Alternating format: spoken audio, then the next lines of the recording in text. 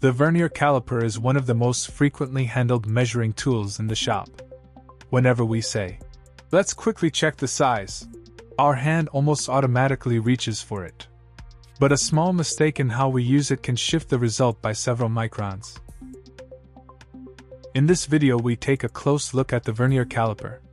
We will walk through what the scales actually tell us, how the vernier works, and how common mistakes distort the reading. What does a caliper do?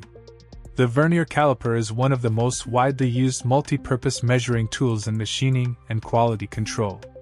With a single instrument we can measure outside diameters, inside diameters and depths. It converts small differences in size that we cannot see with the eye into numbers, typically with a resolution of a few hundredths of a millimeter. For outside measurements we use the lower jaws. For inside diameters the upper thin jaws. And for slots and pockets the depth rod. Using a ruled scale to measure length goes back thousands of years, to ancient Egypt and China. But to measure outside diameter, inside width and depth in a practical way, we need jaws attached to the scale. This is where the caliper comes in. Archaeological finds from the 1st centuries AD in China already show scale plus sliding jaw constructions. In other words, the basic vernier caliper concept is very old. In the 17th century, Vernier described a secondary scale placed in front of the main scale, which allows us to read the small differences between graduations. The vernier scale on today's calipers, which lets us read tiny fractions of a millimeter, is based on this idea. In the 19th and 20th centuries, vernier, dial and later digital designs followed one another. The caliper we use today on the shop floor is the standardized outcome of this long metrology development. Main parts of the caliper. On a classic model like the one in the photo, the long straight part is the main beam. The markings on it are the main scale. The fixed jaws at the left end are the fixed measuring faces that hold the part. The part that slides along the beam is the slider. Its jaws move. The fine scale on the slider is the vernier scale. The small screw is the locking screw. It freezes the reading. The thin rod extending from the end of the beam is the depth rod. With this we have 3 main measuring modes: outside, inside, depth, and 2 unit systems on one tool. How does the vernier work? On this caliper there are 2 verniers. On top, an inch vernier with 1/128 inch resolution. At the bottom, a metric vernier with 0.05 mm resolution. We focus on the lower metric vernier. The graduations on the main metric scale are spaced 1 mm apart. They give us the whole millimeters. The lower vernier scale on the slider is divided into 20 lines. The vernier lines are therefore spaced very slightly closer together than the main scale lines. This tiny difference means that, at certain positions, one of the vernier lines lines up exactly with the main scale line. Which line coincides tells us how many extra hundredths of a millimeter we add. The reading logic is: first read the full millimeters from the main scale. Then look at the vernier. Find which vernier line is exactly aligned with a line on the main scale. Multiply that vernier number by 0.05 millimeters and add it to the main scale reading. In other words, the vernier splits each 1 mm step on the main scale into 0.05 mm substeps and lets us read the leftover fraction. Assume you measure a pin and see the following. You look at the main scale. The 0 mark of the slider has passed the 30 mm mark but has not yet reached the 31 mm mark. So from the main scale you read 30.00 mm.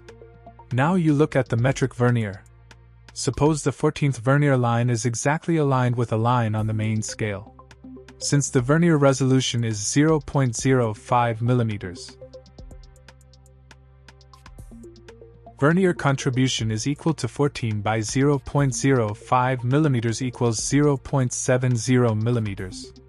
Result: total measurement equals 30.00 millimeters plus 0.70 millimeters equals 30.70 millimeters. In summary, the main scale shows the whole millimeters. The vernier shows the fine 0.05 millimeters steps in between. What distorts the measurement? In theory, everything is clear. In practice, two factors cause most of the error: clamping force and alignment. A caliper is not a vise. If you squeeze the jaws too hard, especially on thin parts, you elastically compress the material and the result is smaller than the true size. If you hold it too loosely, the jaws do not fully seat on the surfaces and the result comes out too large. The correct approach: bring the jaws towards the part slowly. Apply light pressure and gently rock the part between the jaws. As soon as the play disappears, without forcing it, lock the screw and read the value. On the alignment side, the caliper beam must be parallel to the measured surface. For outside diameters, the caliper axis must be perpendicular to the part axis. If you measure at an angle, you are effectively measuring a longer diagonal instead of the true diameter. Common mistakes: measuring without removing burrs and dirt from the surface, using the jaws without wiping them clean, holding the part only on the very tips of the jaws, not keeping the depth rod perpendicular to the bottom of the hole, reading the scales while your eye is not directly in line with them. Under tight tolerances, these errors can shift the result by tens of microns. Check and maintenance. Regular verification is essential for precision tools.